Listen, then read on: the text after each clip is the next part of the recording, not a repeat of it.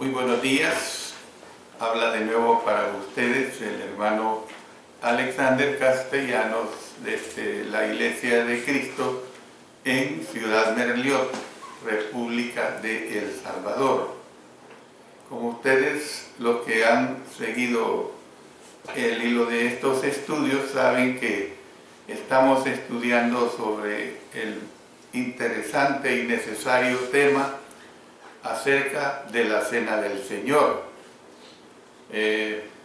Quizás voy a dar unas 3 o 5 clases más acerca de este tema que es tan necesario dentro de la Iglesia del Señor.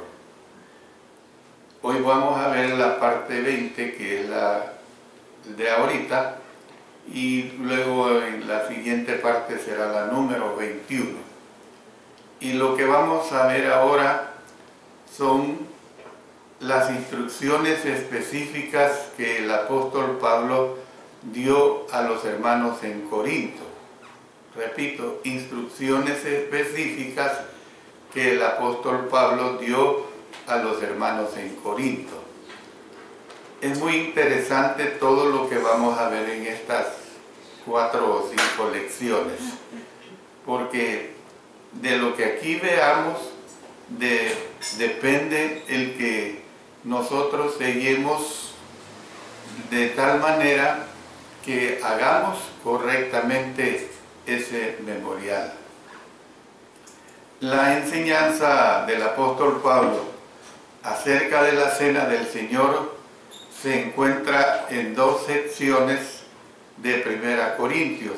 Una está en el capítulo 16, versos 16 hasta el 22, y el capítulo 11, versos 17 hasta el 34. En 1 Corintios capítulo 5, versos 7 y 8, hay instrucciones adicionales que puedan referirse o que tengan relación a la Cena del Señor. Pero los 2 primeros textos que he señalado son los que vamos a estar usando en estas lecciones. Tenemos que observar la Cena del Señor cuando nos congregamos con otros cristianos para los servicios de adoración. En 1 Corintios capítulo 11, los versos 17 y 18 dice: pero al anunciaros esto que sigue, no os alabo, porque no os congregáis para lo mejor, sino para lo peor. Pues en primer lugar, cuando os reunís como iglesia, oigo que hay entre vosotros divisiones, y en parte lo creo. Luego, en los versos 33 hasta el 34 dice: así que, hermanos míos, cuando os reunís a comer, esperaos unos a otros. Si alguno tuviere hambre, coma en su casa, para que no os reunáis para juicio. Las demás cosas las pondré en orden cuando yo fuera. También vamos a leer el versículo 20. Cuando pues os reunís vosotros, esto no es comer la cena del Señor. Luego ya también hemos leído que esta celebración era el primer día de la semana, y lo hemos dejado plasmado en Hechos capítulo 20 y el versículo 7, donde se lee 27, dice de la siguiente manera: el primer día de la semana, reunidos los discípulos para partir el pan, Pablo les enseñaba habiendo de salir al día siguiente. Bueno, además de dar esa instrucción fundamental, el apóstol Pablo abordó problemas específicos que se estaban dando ahí en la iglesia del siglo I específicamente en la iglesia allí en Corinto, y que precisamente estaban afectando la celebración de la Cena del Señor de los hermanos allí en Corinto. Entonces, vamos a comenzar a analizar el primer texto que les mencioné de 1 Corintios capítulo 10, versos 16 hasta el 22. Eso es lo que vamos a tener en mente en este análisis que ahora vamos a estar haciendo. Yo quiero aclararles que daré mucha información que es muy importante que la sepamos, que la entendamos. El examen que hagamos de algunas frases claves en este pasaje puede darle al que escudriña la Sagrada Escritura un entendimiento más completo sobre la Cena del Señor. Un entendimiento más completo sobre la Cena del Señor. En primer lugar, ustedes noten que en el verso 16 habla de la copa de bendición. La copa de bendición. Por copa, el apóstol Pablo quiso decir el contenido, lo que estaba en la copa, no la copa misma. No está refiriéndose a la copa en sí. Y ya he dado ejemplos anteriormente sobre cuando, por ejemplo, decía se comió todo el plato, o sea, se comió el contenido del plato, no el plato en sí. Las personas beben lo que hay en la copa, es decir, no beben la copa misma. Es absurdo eso. Nosotros no bendecimos la copa, sino que somos bendecidos por el contenido de la copa que representa la sangre de Jesús. Entonces, allí mismo en este verso 16 habla de la sangre de Cristo. Entonces el apóstol Pablo no quiso decir que la sangre de Jesús era literalmente la copa, ni que la sangre estaba literalmente en la copa, sino que su sangre era espiritualmente compartida al beber del fruto de la vid en la copa. Eso es lo que él está diciendo. Su sangre era espiritualmente compartida al beber del fruto de la vid en la copa. Luego, allí mismo en el verso 16, dice, el pan que partimos. El pan que partimos era un pan real que se comía en la cena. Entonces el apóstol Pablo enseñó que el pan, no el cuerpo de Jesús, era partido. Al utilizar el pan que simboliza el cuerpo de Jesús, los corintios habían de honrar el cuerpo de Jesús de manera espiritual, como si estuviera presente. Como si estuviera presente. Entonces, luego aquí en este verso 16, noten que voy analizando parte por parte. He dicho la copa de bendición, la sangre de Cristo, el pan que partimos. Luego dice el cuerpo de Cristo. Aunque el apóstol Pablo escribió acerca del cuerpo de Jesús, no quiso decir que el cuerpo físico de Jesús era partido y comido. Esto no puede ser posible. Él dijo que los cristianos comían el pan, no que se comían literalmente el cuerpo de Jesús. Como hay una iglesia enorme a nivel mundial que enseña esa famosa doctrina de la transustanciación, donde enseñan que se come el cuerpo literal de Cristo Jesús y se bebe la sangre literal del cuerpo de Jesús. Eso no va de acuerdo a la palabra de nuestro Dios. Luego en el verso 17 dice, uno solo el pan y aquel mismo pan. Entonces se refieren a las sustancias y no al número de porciones de pan. Es decir, que la unidad del pan no ha de entenderse numéricamente, sino que ha de entenderse cuantitativamente, es decir, como uno y el mismo pan de la cena. Entonces, ¿qué es lo que vemos? Que el comer el pan de la misma sustancia debería unificar a los participantes para que en un sentido espiritual sean uno. Óigase bien, en un sentido espiritual los participantes sean uno.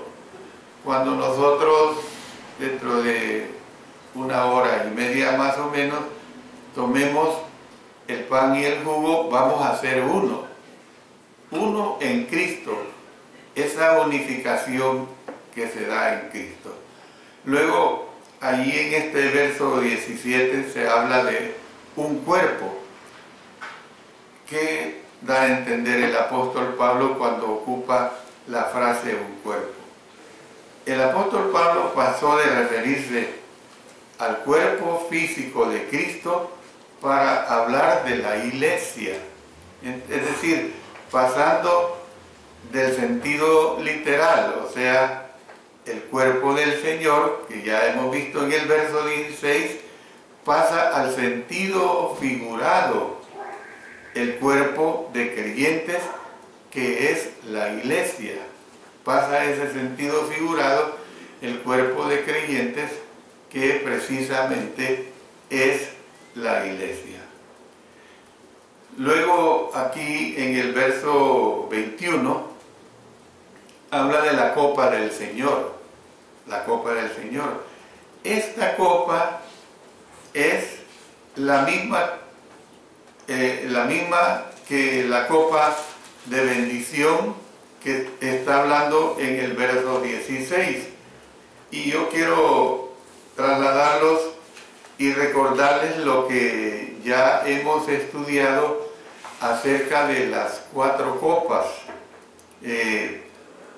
Yo les recuerdo que les decía en una de las lecciones, era la lección número 7, que vimos que es probable que Jesús y los apóstoles siguieran el orden judío de celebrar la Pascua, lo que incluía el uso habitual de las 4 copas. Durante varios intervalos se bebían, mejor dicho, 4 copas de vino, un símbolo de gozo. Entonces, se describen estas 4 copas de la siguiente manera, y les decía de la copa preliminar. La copa preliminar, que después de orar dando gracias y beber la primera copa, comían legumbres verdes, hierbas amargas, en recuerdo a la esclavitud egipcia, y salsa de frutas, y que un hijo le preguntaba el significado de la Pascua a su padre, y su padre le respondía. Luego vimos la segunda copa, la litúrgica. Se narraba la historia de la Pascua, o sea, los participantes cantaban los salmos 113 y 114, el pequeño Alel, y luego se compartía la segunda copa. Luego la tercera copa, la de la comida, se ofrecía una oración de bendición seguida del consumo de pan sin levadura y del cordero. Cuando hubieran comido todo el cordero, se pasaba la tercera copa, o sea, la de la comida, que también se identificaba como la copa de bendición. Y por último, la cuarta copa, la copa de la conclusión. Y después de cantar Salmo 115:1 hasta el 18, el gran Alel, las personas bebían la cuarta y última copa.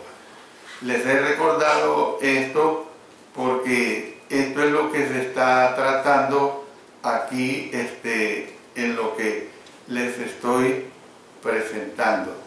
Entonces, ¿qué es lo que vemos? Digo, la copa del Señor. Esta copa es la misma copa que la copa de bendición, y que los cristianos beben el contenido, no el recipiente. Entonces, luego en el verso 21 también se habla de la copa de los demonios. No todos los adoradores de demonios bebían de una sola copa, y los cristianos en muchas congregaciones dispersas no deben, o no beben, mejor dicho, no beben de una sola copa. La copa se refiere al líquido que se encuentra dentro de la copa y a lo que representa este líquido, no una copa literal. Hay que comprender bien esto. Sobre esto de la copa de los demonios lo vamos a ver más adelante, más detalladamente. Luego aquí en el verso 21 se habla de la mesa del Señor. El uso figurado que el apóstol Pablo hace de la palabra mesa sugería lo que estaba sobre la mesa, no la mesa misma. La mesa nada más es un objeto que da un servicio, pero Pablo se está refiriendo a lo que estaba sobre la mesa. No estaba sugiriendo que el Señor Jesús tenía una sola mesa, ni que los demonios tenían una sola mesa. Está refiriéndose a lo que estaba sobre la mesa. Y luego aquí mismo en el verso 21 se habla, otra vez me refiero a la mesa de los demonios. La mesa de los demonios es una figura retórica para lo que estaba sobre la mesa, como sucede con la mesa del Señor. El apóstol Pablo quería decir que los demonios, no quería decir que los demonios tenían una sola mesa. Usó la palabra mesa para representar los alimentos ofrecidos a los demonios que eran servidos sobre mesas en templos paganos. Y era una situación que se daba en este tiempo. Algunos de los conceptos, como lo he dicho, que he presentado, estos conceptos anteriores, requieren un examen más profundo y lo vamos a ver, repito, en la próxima clase. Luego habla de la copa de bendición. El sustantivo bendición, o sea, un sustantivo es el que califica, que es la palabra eulogia, aparece únicamente en 1 Corintios capítulo 10 y el verso 16, cuando dice la copa de bendición que bendecimos. Entonces, aparece en referencia a la cena del Señor. Su verbo cognado, o sea, eulejo, se utiliza en referencia a la bendición del pan, y vamos a leer algunos versículos. Vámonos a Mateo capítulo 26 y el versículo 26 también. Y mientras comían, tomó Jesús el pan y bendijo, y lo partió y dio a sus discípulos. Entonces, luego tenemos en Marcos capítulo 14, verso 22, 14, 22. Y mientras comían, Jesús tomó el pan y bendijo y lo partió y les dio diciendo, tomad, esto es mi cuerpo. Luego se utiliza, como decía, en referencia a la bendición del pan, y en referencia a la bendición de la copa. Ya lo hemos leído, pero volvamos otra vez a 1 Corintios 10, el verso 16. La copa de bendición. Ahí lo dice claro, la copa de bendición. Entonces, la palabra gracias, o sea, en el idioma griego es eucaristeo, transliterada como Eucaristía. Transliterada quiere decir que no fue traducida, se ocupa la misma raíz. También se aplica el acto de dar gracias por la copa. Volvamos otra vez a Mateo capítulo 26 y ahora usemos el verso 27. Y tomando la copa y habiendo dado gracias, les dio, diciendo: bebed de ella todas. Entonces, las palabras bendice y gracias se utilizan indistintamente.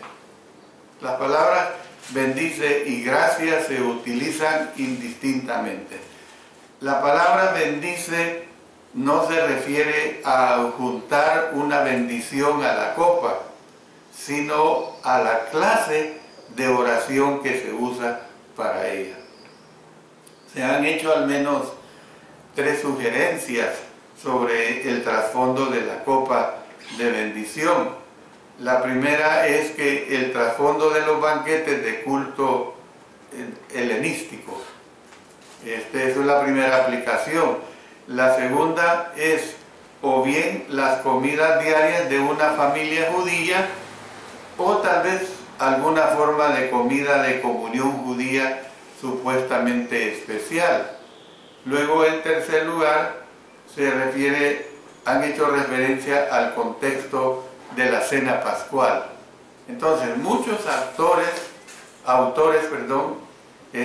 identifican la copa de bendición con la tercera de las 4 copas, aunque algunos argumentan que lo más probable es que representa la 4ª copa de la Pascua. Pero sigamos oyendo.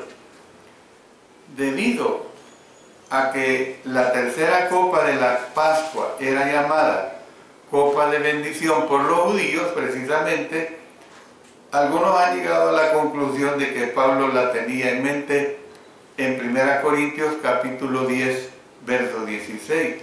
Podría a lo mejor ser una coincidencia o simplemente una comparación hecha por el apóstol Pablo. Sin embargo, no hay manera de probarse de una manera concluyente. Ahora bien, el uso de la tercera copa en la Pascua era simplemente una tradición de los judíos, pues el Antiguo Testamento nada nos dice al respecto. Entonces la interrogante puede ser: ¿por qué usó al apóstol Pablo una terminología extraída de una tradición judía? Especialmente cuando le estaba escribiendo a una iglesia compuesta en su mayoría por gentiles. Bueno, si esta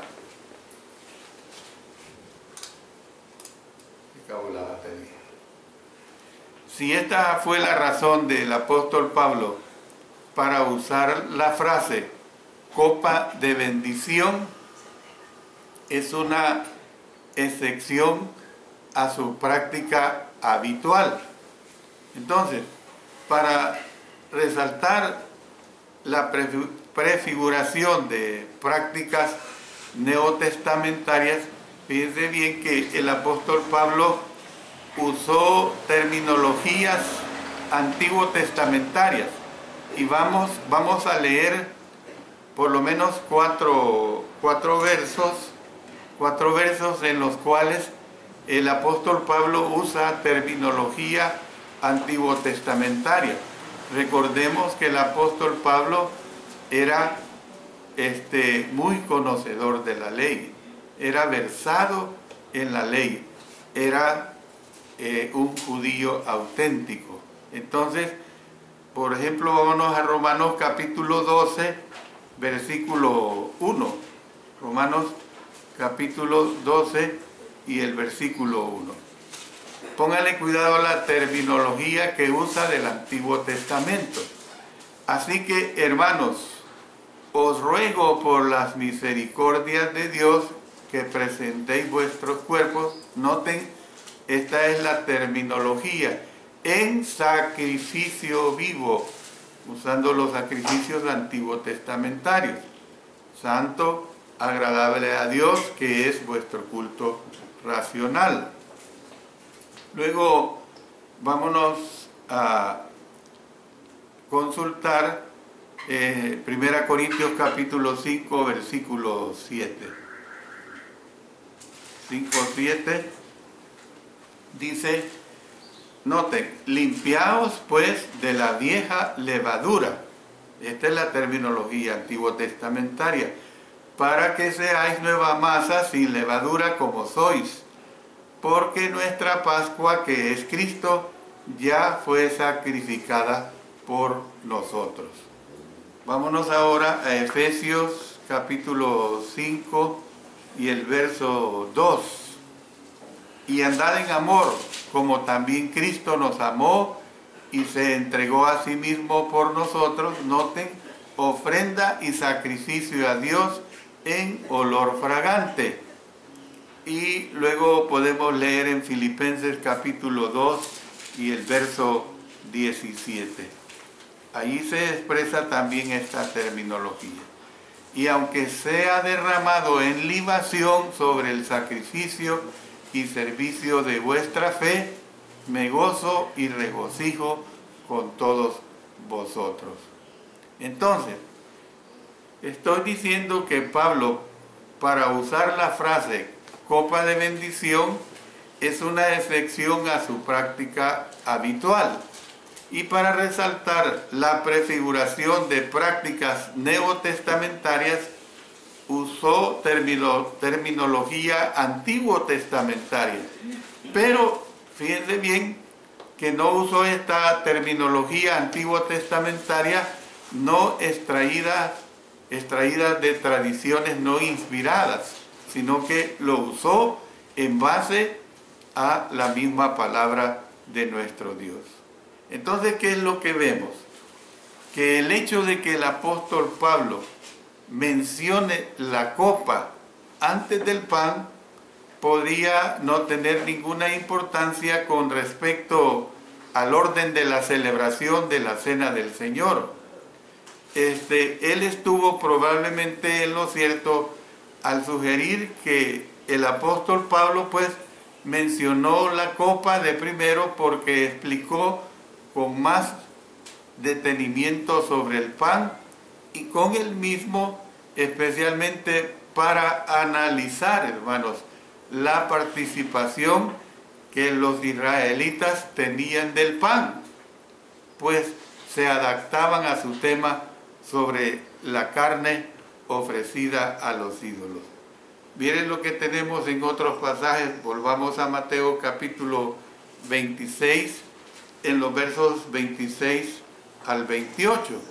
Y mientras comían, tomó Jesús el pan y bendijo y lo partió y dio a sus discípulos y dijo, tomad, comed, esto es mi cuerpo.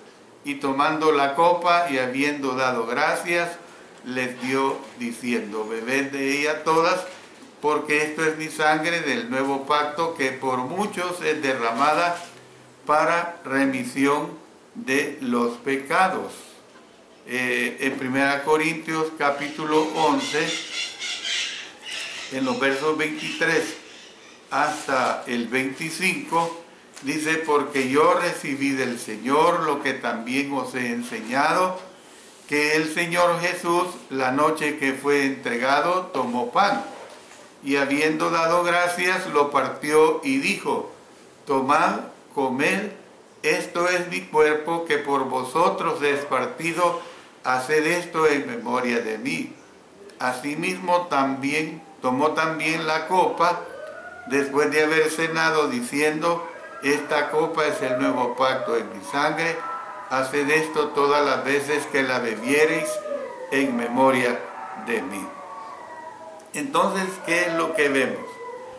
Vemos, hermanos, una comunión bien clara acá. Entonces, ¿qué es lo que vemos en estos pasajes?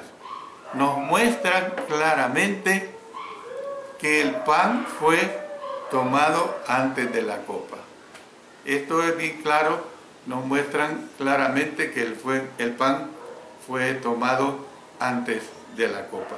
Voy a parar acá, hermanos, y les pido a quienes nos escuchan en otros lugares que estén atentos a la segunda parte que presentaremos para tener un entendimiento todavía aún más claro de lo que el apóstol Pablo aquí nos está presentando. Recuerde que estamos estudiando las instrucciones específicas que el apóstol Pablo dio a los hermanos en Corinto y que es necesario que las comprendamos, porque yo me he dado cuenta a través de los años que siempre han habido hermanos, y con razón, en el sentido de qué es lo que el apóstol Pablo estaba dando a entender en estas determinaciones que están plasmadas en 1 Corintios 10 y en 1 Corintios capítulo 11.